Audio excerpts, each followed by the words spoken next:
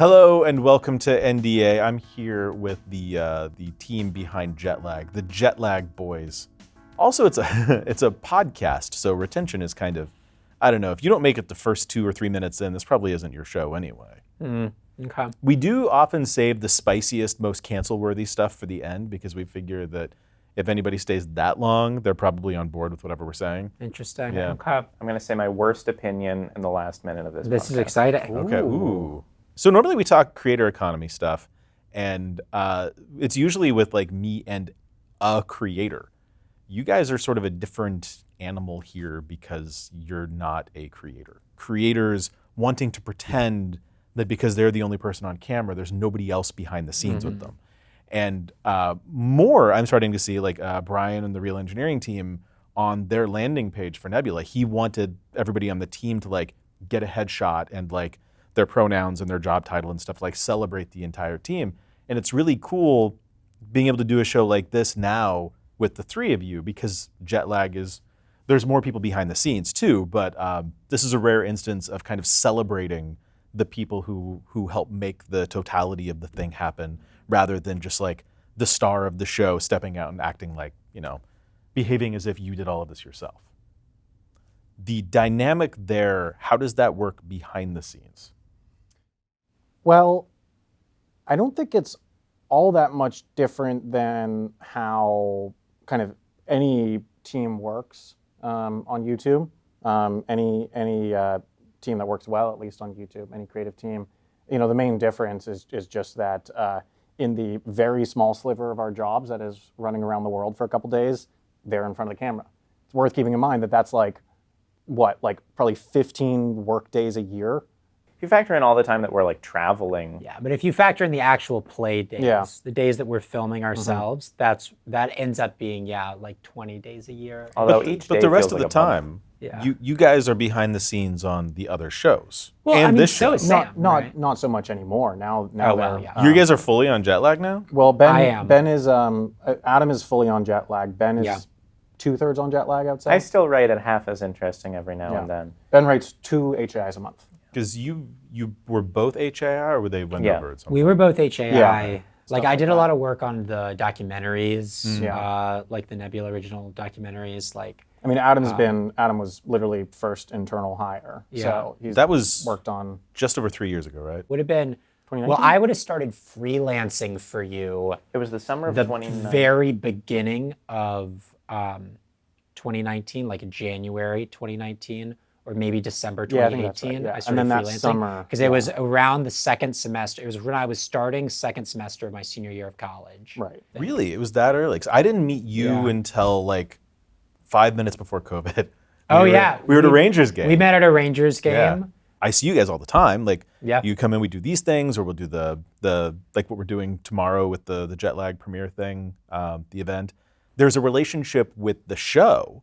Right. And obviously, like, people are tweeting at me about Jetlag all day, every day. People are posting on our subreddit about Jetlag all day, every day. It's unavoidable for me. So as far as I'm concerned, it's we were talking earlier. There's this strange thing where like I'm connected enough to it that I have some kind of voice of authority.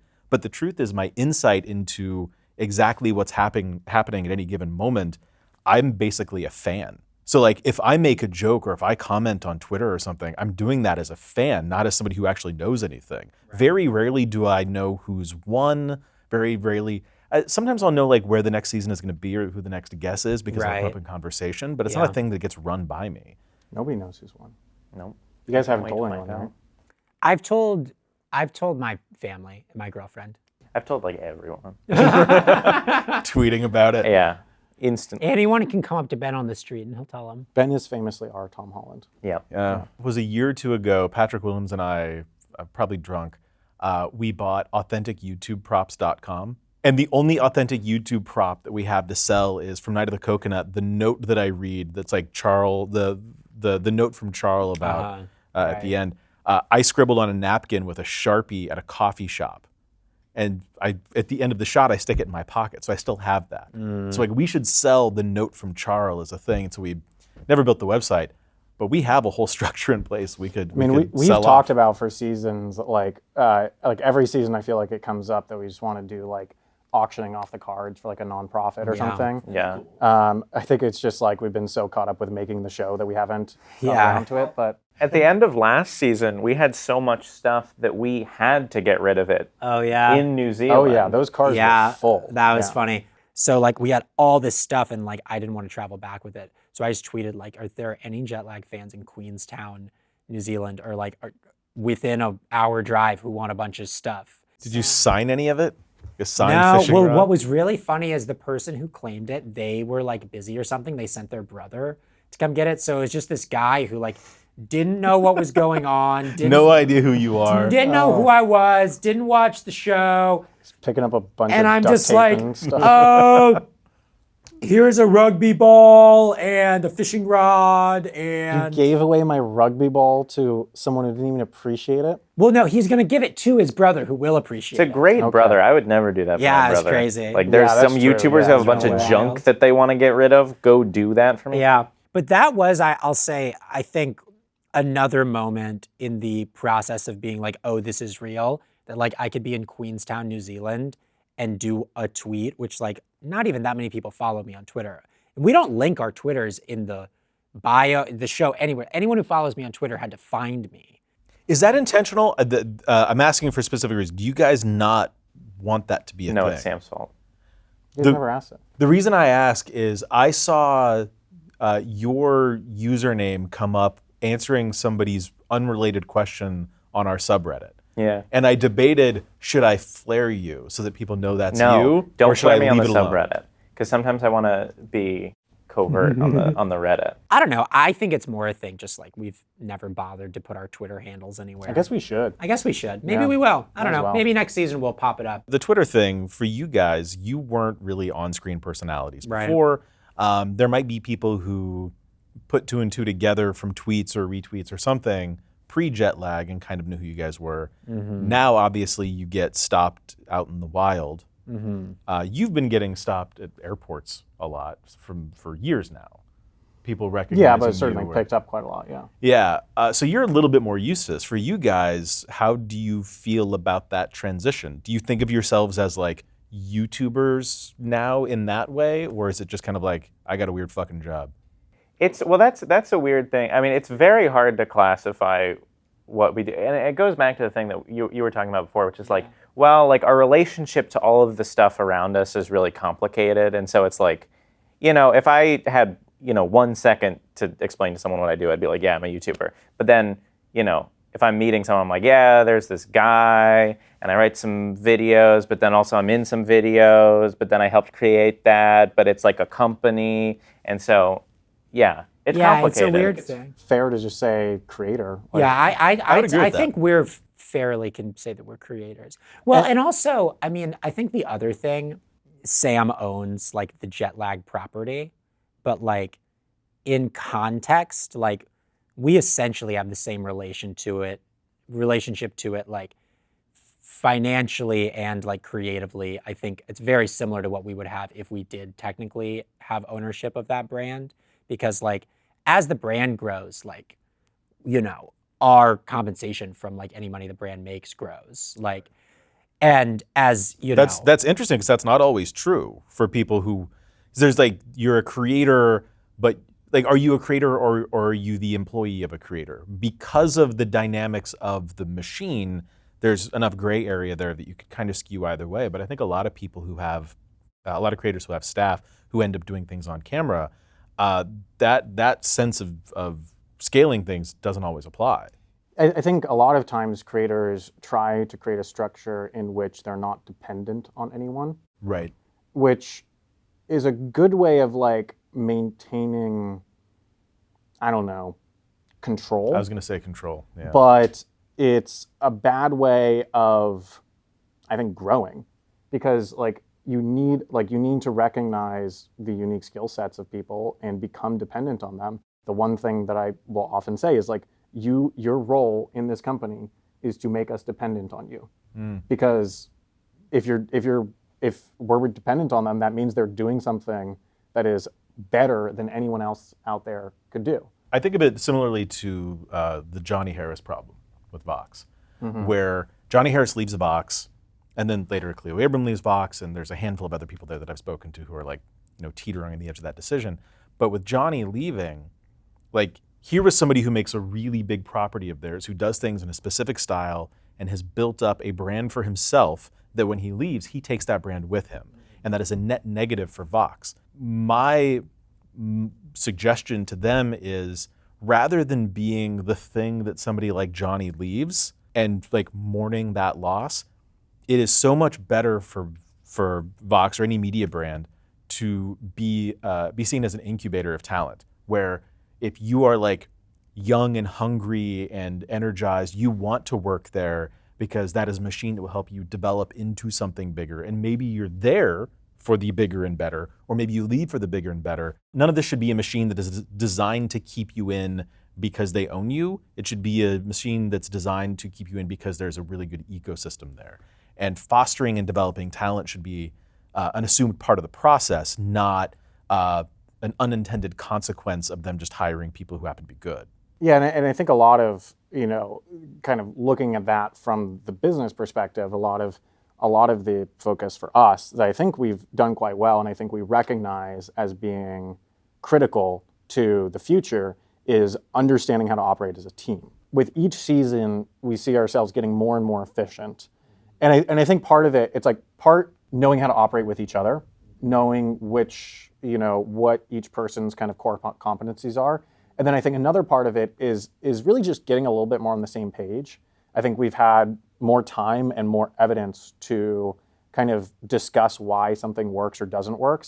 And with that, there's much less, like the reason why there is that is because we've had the time to have the conversations in the past where we don't agree, to get to at least, if it's not full agreement, it's understanding why we disagree. And I think the problem in the Vox, and I'm not trying to pick on Vox, but I think the difference with their structure is that they find a talented person, give them some rope and some tools, and then send them out into the wilderness, and then that person goes and does their own thing, and eventually they say like, well, why am I here if I'm doing this on my own anyway? And they also only hire all-in-one creators. Right. You mentioned dependence, and I think like one thing that's interesting is like we're all dependent on each other. Right. Like, and I think that's part of why like one thing that's we talk a lot about too in a business sense is like aligning incentives, and like there's no world where Sam could try to like not pay us fairly for the work that we're doing, because like if we quit, the show would end. Right. And also like there isn't really a world where Ben and I could go off and be like, well, we're going to make the show on our own. We're all strapped together in this thing, and like we all need each other, which I think is why like no one operates from a sense of fear. Like we operate as a team. Or at least if we're operating from a sense of fear, it's a collective fear. Oh yeah, well we're not afraid of each other, I guess is more what I mean. We're only ever afraid of not making the show. Except for during the game. Why is it always you versus them?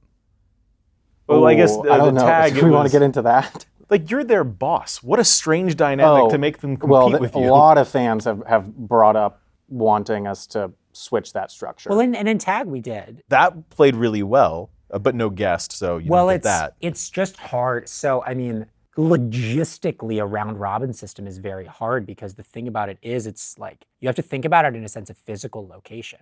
Like if we want to do a system where we switch off partners, that means that we have to be in the physically same place to switch off partners. And in a lot of games, that doesn't happen.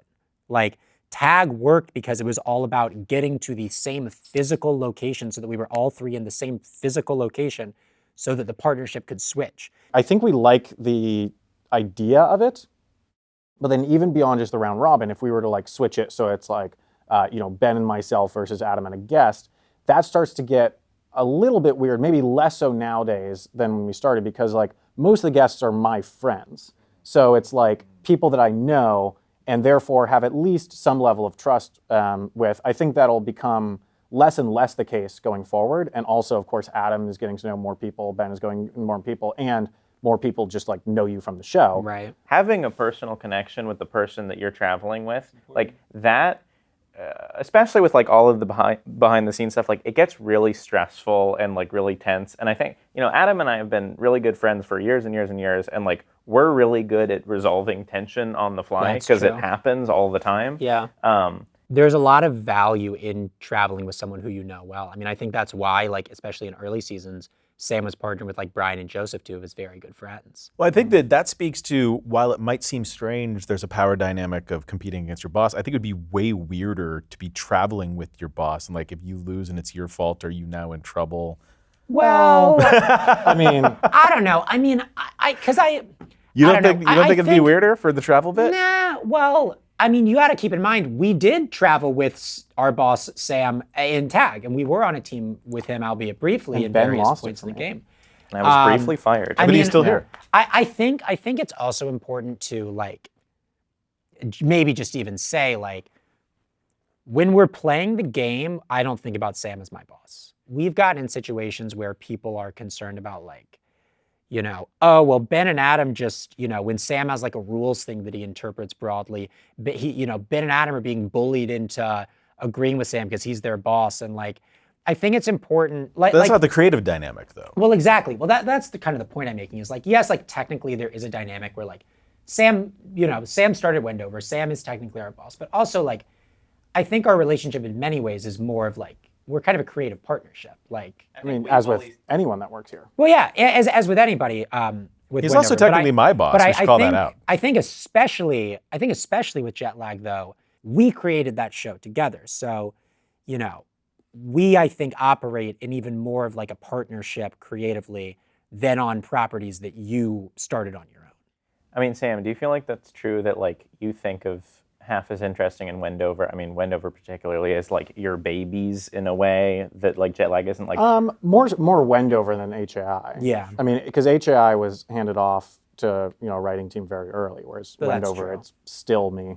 And writing HAI to was this day. designed to be the less serious, more Yeah, and it was memey designed kind from the of- get-go to be handed off. But I mean, certainly, like I would say that my confidence on like pulling rank, if I ever have to do it, on like this is the right way to do it on Half as Interesting, is much higher than on Jetlag, because purely just based on I've worked on the channel longer than anyone, and I was there when it started, and it all kind of stems from where it grows. Where that's not the case with Jetlag. We've all been there for the entire history of it, so I don't think anyone's understanding of it is better than anyone else's. There's also an element of, on those two properties, it's your, like literally your voice. Where with Jetlag, you're all on camera, you're Yeah. all getting screen time. Yeah. It's a little bit less concentrated on you. You don't own the entirety of that responsibility in the same way. Well, it's a little bit different for each, I think, actually, and this is getting a little bit off Jetlag, because Jetlag, I mean, there's no voice, right? We have a narrator, but the narrator is just serving a role, and we need one narrator, and it kind of makes sense to keep brand continuity, which does matter, and if anything, I think we should like increase it across the different properties for me to do that. Half as Interesting, I don't really think of it as my voice. Wendover, though, that is my you. voice. That is, it's essentially, I mean, what's unsaid but true is that it's essentially an opinion channel, and in a lot of ways, it's my opinion. In the same way that, like, I don't know, H Bomber guy, it's his voice because he's the one giving those opinions in his video while doing a video essay format. I think Wendover's the same thing. It's just maybe a little bit less overt. I would say, even though you're on camera for Jetlag, Wendover is, of the three, the show that is most like being around you in real life. I would agree too. Yeah. I Because mean, Jetlag is a heightened version of you too, just like HAI is. we've talked about this among ourselves. I just get so hyper competitive in it, and that's kind of nice because it's like the entire rest of the world fades away, and you're Yeah. just focusing on what matters. And we've talked about this, and I think we all see the same thing. I might just have it to a higher degree, whereas like it's kind of amazing during Jetlag, where like I personally find myself incapable of thinking of anything else outside of the game. Incapable. And how I can tell this is by the time we get to the end, like literally like the 10, 15, 20 minutes after we end, when we're like, wait, where am I going to sleep tonight? Oh, wait, I have a flight back home tomorrow. Oh, I need to record that script. Oh, man, I need to respond to these. Yeah. Like the entire rest of the world comes flooding in. Yeah. And I think it just shows how much tunnel vision you have. I'm trying to learn how to treat I don't know, jet lag a little bit less like I treat like ice hockey or something.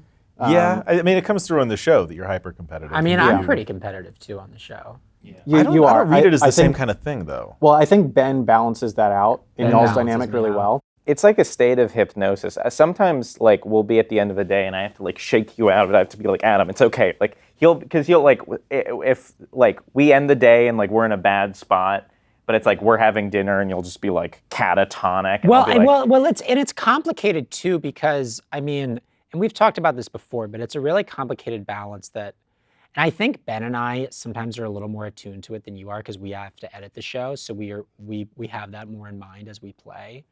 Where like I'm really stressed because like I want to win, but I'm also really stressed because I really want the show to be good. Yeah, winning means something different. Right. Like I would say that like I want the show to be good even more than I want to win. Do you think that affects the way you design the games, It the aff- way you well, guys produce the show? It definitely affects the way we design the games. Because There's no doubt. the people who produce a game show aren't usually the contestants on every episode. well, we need to design the games in such a way that like our producer selves can't get in the way or can get in the way as minimally as possible Of our competitive of our selves. competitive And I selves. think that's something that is a big thing that we've learned through the seasons is Yeah. how to do that. Because I think I mean, this is something where this has been like a very active discussion as we go through, as we've gone through the seasons, is just like understanding what the difference between our producer selves and our game selves Yeah. is, and how do we, how much of the producer selves can we let into the game? Well, like almost none. Well, almost none. But on the other hand, like it needs to be almost none, but it can't be none. No. Because if it's none, then there's no incentive to be entertaining. Just because I really want the show to be good, I don't like nerf myself Right. to make the show good. Like that's really important to emphasize. And like I would never do that, and we would never do that because whether we like it or not, like we have to play as hard as we can, or it's going to be clear that we're not doing that. We have to design the games in such a way that like the most entertaining version of them is also the version where we're playing the hardest, because we want the incentive of like our competitor self and the incentive of our producer self to be perfectly aligned, where we're like, the best thing we could do right now, both as producers and as competitors, is to like Right. go hard. Like one thing, for example, is like we've been thinking about natural dead moments. Like a good game has natural moments where there's nothing that you can strategically do to advance in the game itself. Because what that does is it gives the time for the entertainment without having to trade strategy for entertainment. I think, like that's something where we've realized that, maybe one of the things that makes car-based seasons less strong is the fact that there is never a moment that you cannot be advancing in the game because there's no natural barriers. You can always turn on your car and drive forward or do a challenge. There's never a moment to have fun. Well, there's the without- moments when you're driving in the car Yeah, and there's yeah. nothing else you can do, which like we do have a lot of bits that we do then. But like any time that you're not driving, you should be doing a challenge as quickly as possible and getting into your car as quickly as possible and going. And like any second that you're walking instead of jogging, you're falling behind technically, which makes it so that like you never have a moment where you can breathe. Whereas like in a train-based season, like in Tag, there were times when it's like You're waiting for the around in a train. station. I'm waiting for the train. Adam and and I had a there's lovely 2 hours in Terre-Nier. Terre-Nier, France. And like there was nothing we could do. There was no way that we could get ahead in the game other than to just hang around and wait for that train to come. So what do you do in future seasons to account for the insane balance of like when you add a new guest, there's a new person coming in each time, so the game has to be structured that you guys have a dynamic, you know what you're doing, and you're always going to be paired up, Sam, you're always going to be paired up with somebody who is new to the thing. How do you balance for that? Balance for making the guest look good, because you don't want to bring people on a show and have them look like an asshole. That's a good way to not get guests later. Like, it's not just a game, it is entertainment. You want to lean into the ways in which this person can be entertaining and the ways in which this person can be competitive, while also keeping the game fair. Like, I don't know, it seems like a lot of moving parts here. You're basically asking what the purpose of life is. Like, like that is like Yeah. the biggest question. Well, I mean, one thing that I've said often about jet lag when I talk about like what I think its tone is that I'm like, it's a competition show that's edited like a comedy show. I don't necessarily feel like we've found like the ultimate answer to how to always, nail it with the guest and make sure that a dynamic is right and all sorts of stuff like that. Because it is hard having to, come in with someone that, not everyone ultimately is perfect for on camera. There are personalities that seem to, work best on camera. You need someone who's like sort of outgoing, confident,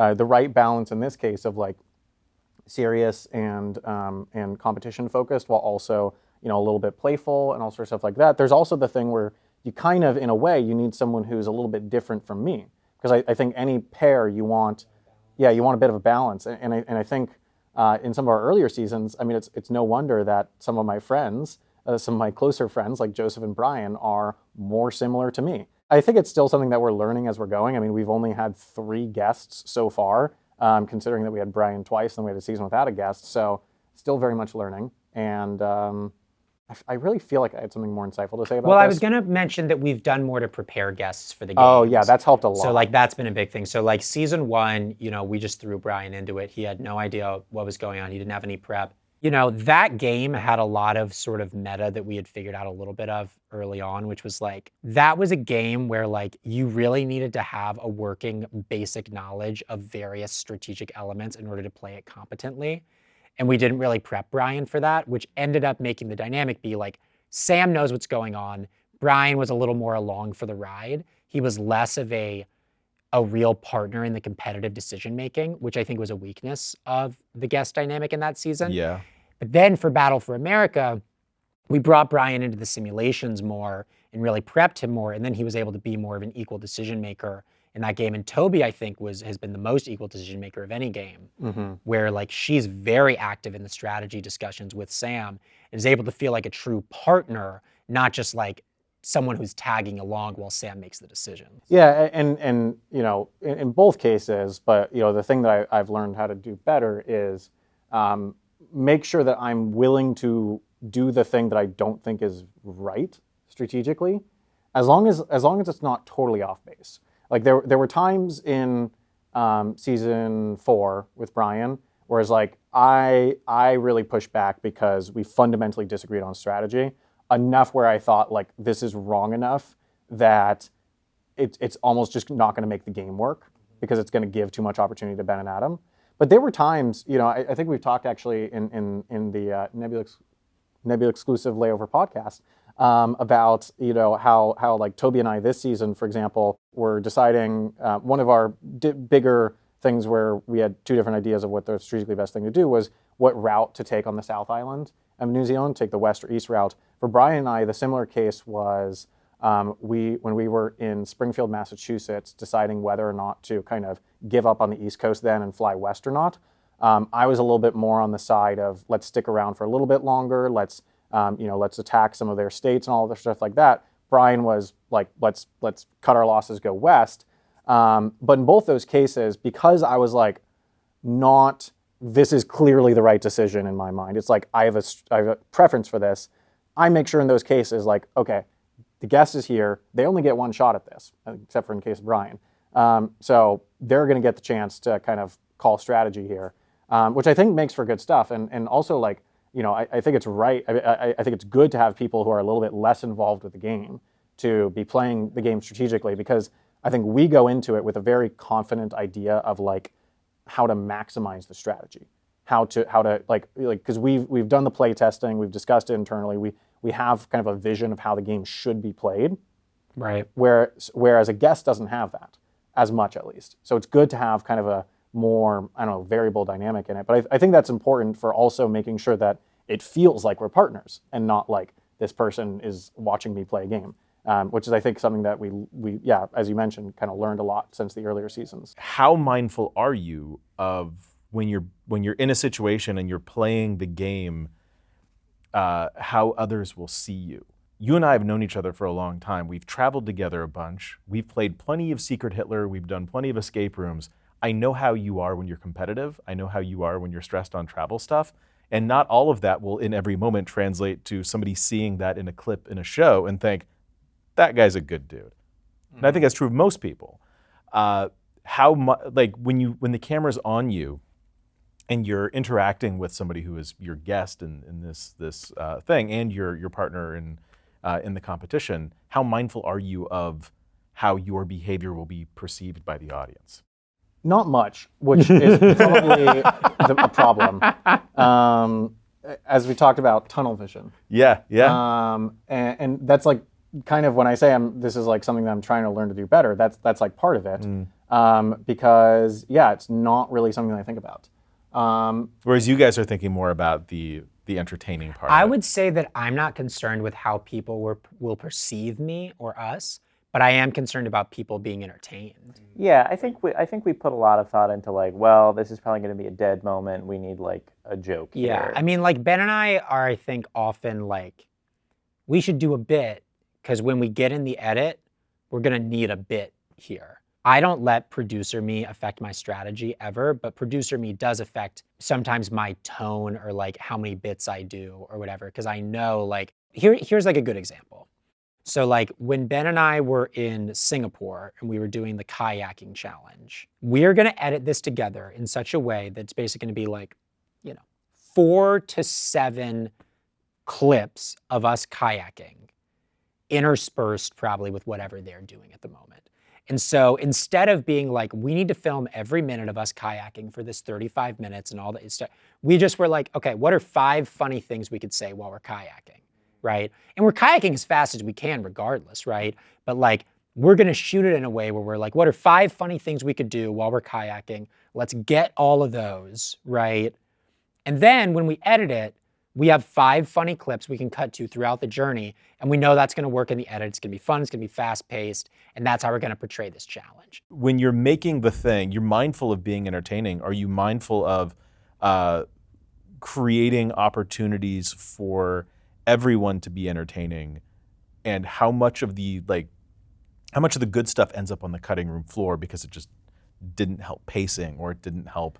Well, maybe answering that from my side, I think, this is sort of what they were alluding to before of like, they're a little bit more down into the weeds of things, being the ones who edit it. So like, I think, one of the things that Ben and Adam understand really well and started out actually from the get-go understanding well is how to not just be entertaining, but be entertaining in small moments.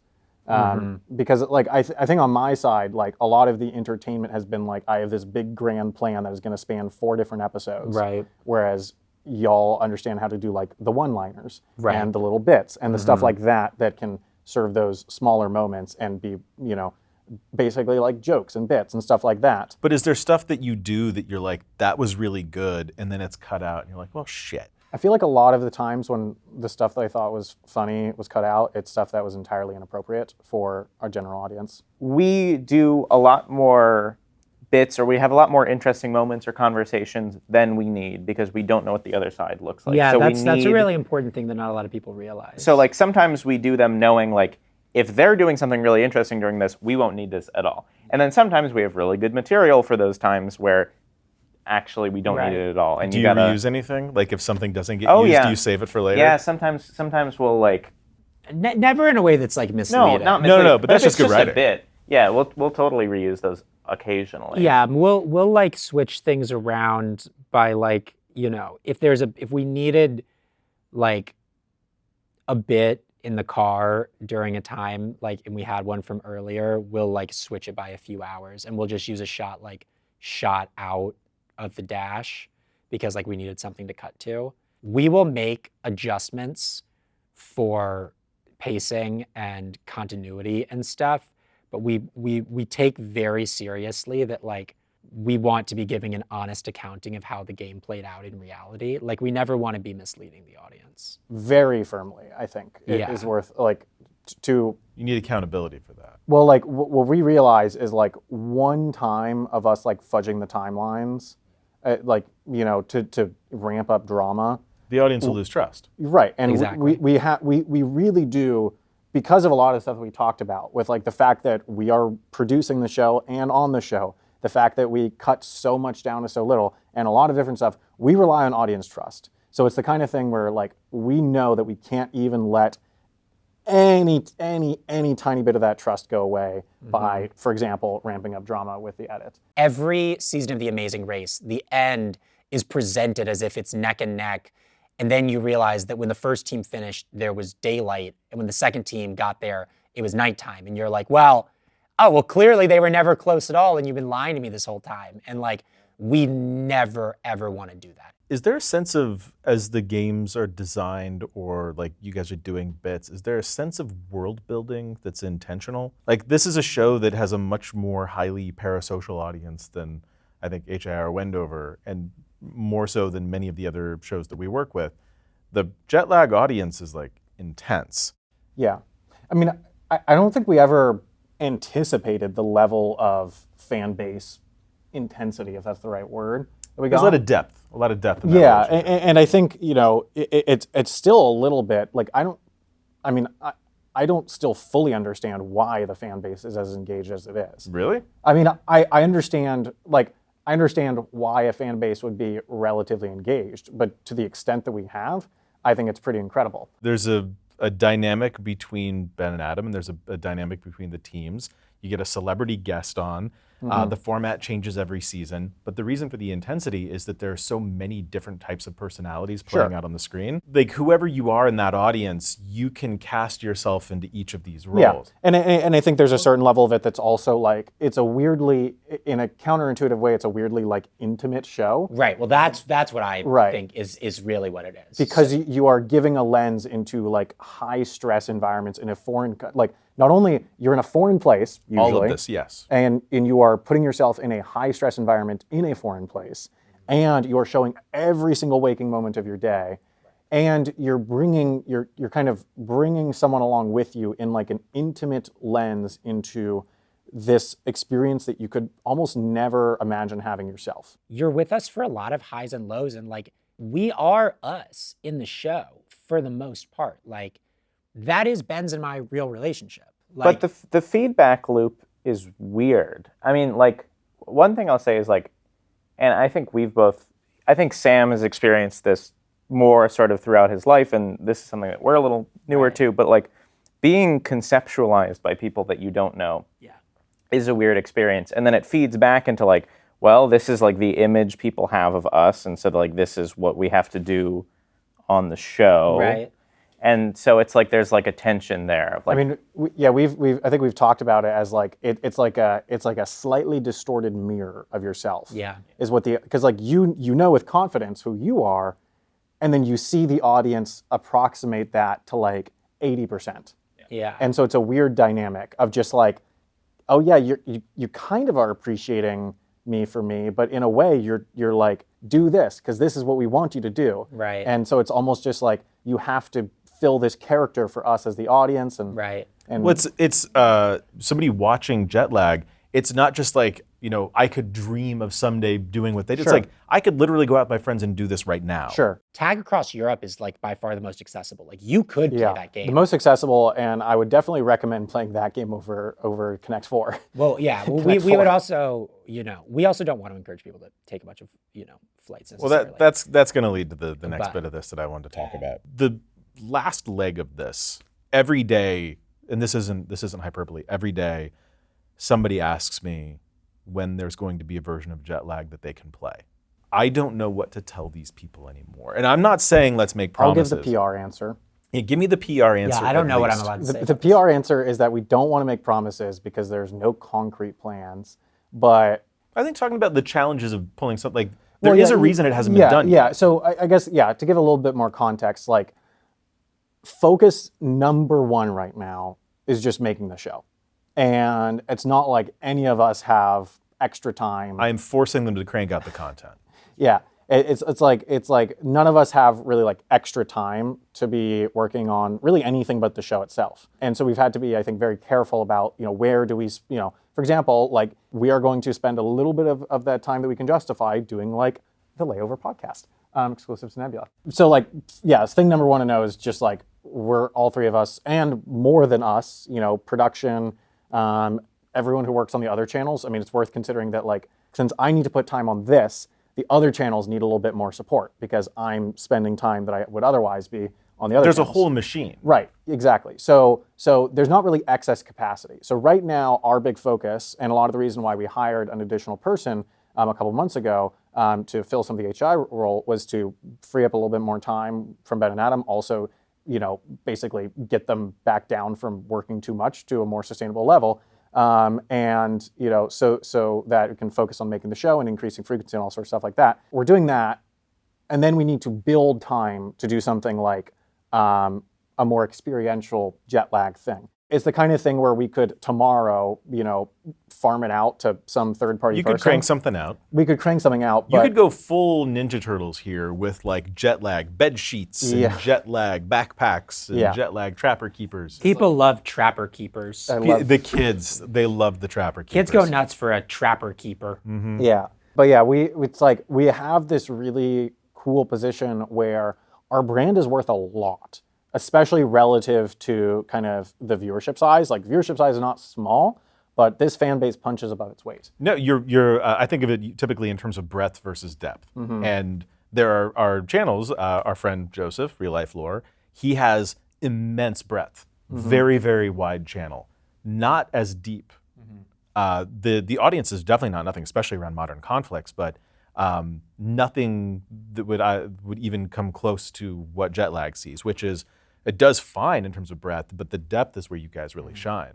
Yeah, and I think because of that, because we have a lot of trust and engagement with the fan base, so like we don't want to lose trust with the audience by putting out a mediocre board game, which you play like 3 times because it's jet lag, and then you put in the closet and never do again, or doing some event that ends up being a nightmare because it's really just a scavenger hunt, but you paid $100 for it, and everyone is like, oh, that was kind of lame.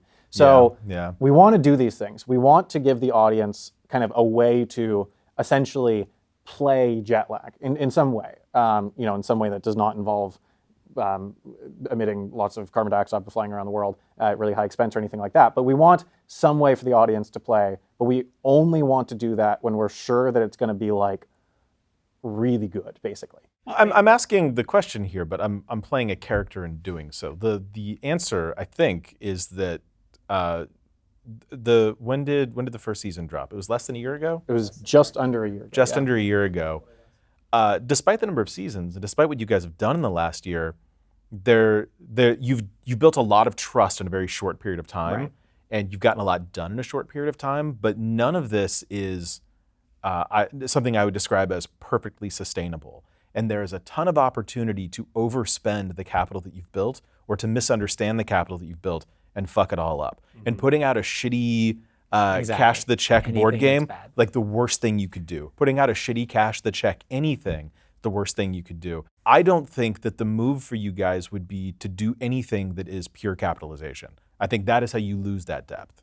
We work so hard to make the show good, and it is not easy to do it over and over again, and to do it And just to, as aside from that, like I think it'd be easy to think that because we have been able to do it again and again, that it's easy. Almost harder. But I think exactly. It's almost harder, and the only thing that the time has given us is understanding how we can translate time into goodness. We could make it so that like every season we're playing some version of like Tag Across Europe, which is like our biggest season, right? But it'd be lame, and people would get sick of it, and like we would get sick of it. Like you don't want to do that 6 times a year. Exactly. We are really, I think, dedicated to trying to make the show feel fresh and exciting every season, and making it so that it can feel fresh and exciting to us and exciting to the audience, and still be as good as previous seasons that we're really proud of. So much could go wrong in any single one of these. And like, we always get people thinking that we stage the show, which I take as a huge badge of pride because it means that we've designed all the games well. Like, designing games. Is that a thing? Like nobody ever asked me about that. I've seen a lot of it. I think we're probably hypersensitive to it. Hypersensitive. But it makes sense. Like, we've had moments that look staged. I just like... Not to take away your badge of pride. No, I'm just saying like, we're so focused on making sure that doesn't slip that like anything else, we're just very wary of splitting our focus. And then again, as Sam is saying, then the second part of that is anything else that we release, we feel so strongly would need to be incredible. I don't bit disagree like, with any you of know this. what I mean? There is though a commerce balance where like the show has to get paid for so you can keep doing it. Right. And everything is fine right now. Does there hit a point where like you want to do something bigger, and the way to do that is like the increase in Nebula subscriptions isn't enough to 10x the budget, let's say, but doing this other thing, whatever it is, imagine, insert your imaginary best thing here. Doing that might bring in the money that would lead to the thing. So where do you find that balance? Well, I think the hope with us is like there's never a means, there's only the end. And like hopefully when we're doing like merchandise and events or board games or anything like that, that is not some way to raise money for the main thing. That's just an expansion of what we're doing.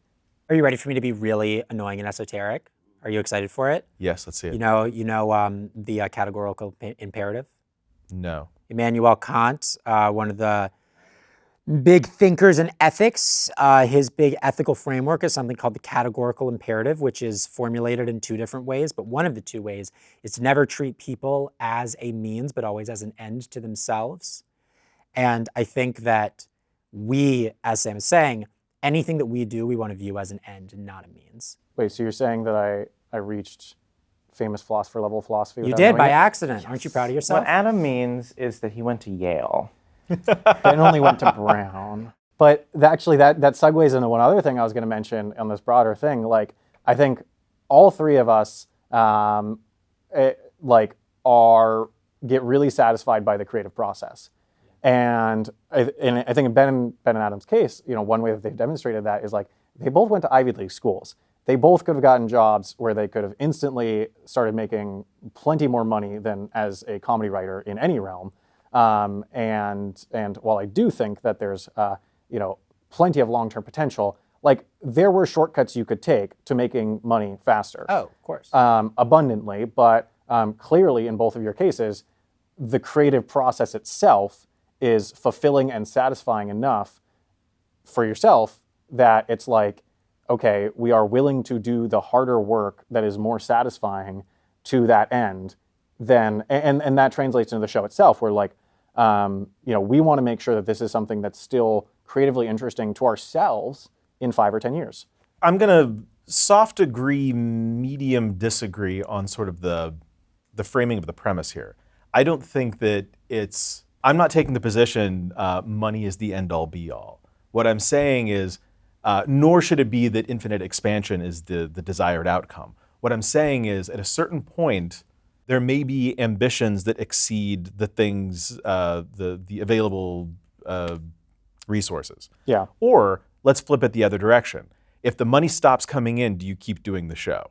Do you start spending your own personal money to keep doing the show? Because if the answer is no, then of course money mattered at some point. Yeah, I mean, I think none of those are situations we've encountered. No. There is. In the hypothetical. I'll say it this way. So for Nebula on the engineering team, the product team, the categorization system that we use is 3 columns, A, B, and C. And anything that is in the A column, it kind of comes down to, because this is a machine that's designed to help creators make money, we prioritize, column A is things that will definitely increase revenue. Column B is things that will probably, and then column C is maybe. Mm-hmm. Like these are things definitely will make creators money, will probably make creators money, will maybe make creators money. Mm-hmm. And then any given feature gets placed in one of those columns, and then teams will rotate through A, B, and C, and that's sort of how we make sure all those things get covered, but obviously one of those things gets higher prioritization. When you're prioritizing, at some point, do you prioritize one thing over another to say, getting this done really well is worth this much additional work that would be taken away from another thing in time, which doesn't make the other thing worse, it might just make the other thing later. Oh, sure. So you mean like, is there ever a world where like we have a 2-month gap between seasons so we can spend the time to make a great board game? Or reinvest resources from whatever bag you get, whatever the profit margin is on a given season, rather than reinvesting that into the next season, like start stockpiling to reinvest and hiring a person to handle that thing, or Yeah, I at think a certain that's- point, I'm Yeah, I mean that's always I think the process for any channel is pulling levers like that. How long have we been talking? It feels like 2 hours. this is Way yeah, too long. yeah. I don't know if we got resolution on anything. Ben, can you say something controversial? Oh, is it time for me to say something controversial? I'd like it to be. My most controversial opinion is that I don't think we should have ever tried to do anything other than plastic straws. Whenever I get like an eco-friendly straw, it makes terrible. me mad. Ooh, wait, have you tried the ones at Juice Press? No, because I don't drink Okay. juices. The Juice Press alternative straws, they're like the first ones that I've used that are like, I actually like this more than a plastic straw. Wow. Okay, interesting. It has a great texture. Bluestone They're a Lane, little- I think, uses the same ones. They and might they're pretty be. good. The wrapper that it comes in, it perfectly pulls off. You don't the top doesn't come off. It like opens like a banana. Have you tried a bamboo straw? No, where are you getting all these straws? What? For those of you who are wondering why it suddenly jumped to here, it's because we kept going with the straw conversation for way too long. Ben's asleep or dead, we're not sure which. So we're going to end this right here. Do you guys want to tell what your Twitter things are for the people who don't? Sure, No. for the 12 people who are watching this and don't follow us on Twitter, who've Right. gotten to the end of this video, Adam H. Chase. It'll be more than 12. It's always weird how these things work. Are you on Twitter? I honestly, what is my handle? I think it's At Wendover Wendover Pro. Productions. Wendover Pro. I At Oh Wendover yeah, I guess Pro. it is because Wendover I took Yeah. the. Because you used to be Sam from Wendover, but then Yeah, you then I made switched, the yeah. the Wendover Pro your Yeah, personal. don't. I lost my verification because I changed as a joke switched from Dave Wiskus to Dave Nebula and it died. It was a really good joke. It's gone forever. Hey, it's not even a good bit, and I lost my fucking badge over it. All right, we're gonna eat. Watch Jet Lag on Nebula, and listen to the exclusive, or watch. Is there a video version? You guys don't Nah, do video. just Listen to the exclusive Jet Lag podcast, The Layover, only available on Nebula, wherever fine nebulas are sold. Thanks, guys. Thanks, Dave. Bye. Let's go eat some food. Which camera are We've we gotten waving really at? good at the awkward wave. Yeah, we're I've great noticed at in the nebula.